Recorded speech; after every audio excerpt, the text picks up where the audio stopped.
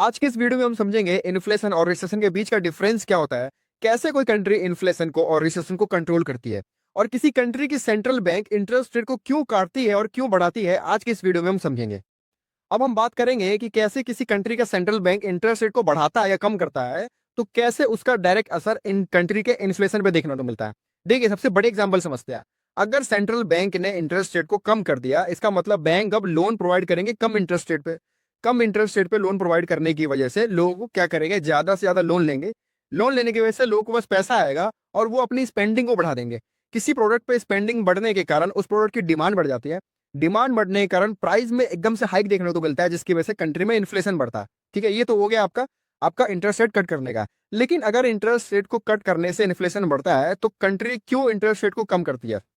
Country अगर interest rate को कम ही ना करे, तो जाहिर सी बात है इन्फ्लेशन बढ़े नहीं। ये तो हो गई आपकी और मेरी थॉट। अब हम इसको बिल्कुल डीपली समझते हैं। देखिए, किसी भी कंट्री की सेंट्रल बैंक इंटरेस्ट रेट को जब भी कम करती है, जब आपका कंट्री का इन्फ्लेशन कंट्रोल में होता है। मान के चलो, अगर किसी कंट्री का सेंट्रल बैंक का टारगेट ये है कि कंट्री का इन्फ्लेशन 2% की दर से बढ़ेगा, और मान के चलो 2% की दर से ही एक्चुअल में बढ़ रहा है इन्फ्लेशन, तो इसका मतलब यह है कंट्री में इन्फ्लेशन कंट्रोल में है। तो उस टाइम क्या करेगी सेंट्रल बैंक, इंटरेस्ट रेट को कम कर देगी, ताकि उस बीच में कंट्री के इकोनॉमी को बूस्ट मिले। अब एग्जांपल समझते हैं। मान के चलो इन्फ्लेशन अभी कंट्रोल में है, लेकिन कंट्री में जो रिसेशन है वो बहुत पीक पे है।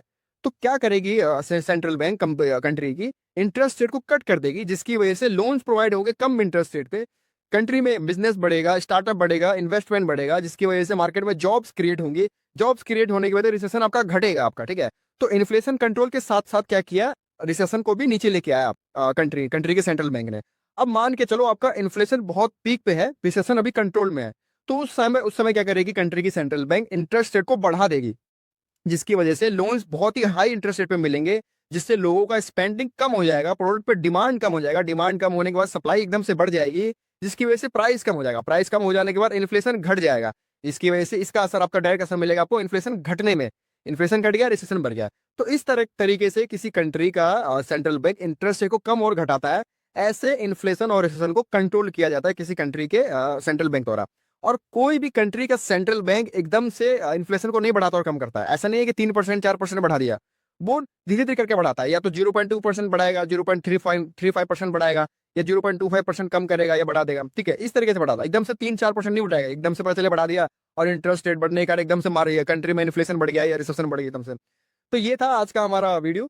तो इस तरीके से कंट्री का सेंट्रल बैंक रिसेशन और इन्फ्लेशन को कंट्रोल में करता है, और ऐसे इंटरेस्ट रेट को घटाया और बढ़ाया जाता है। ऐसे ही फाइनेंस के नॉलेज के लिए हमारे चैनल को सब्सक्राइब करें और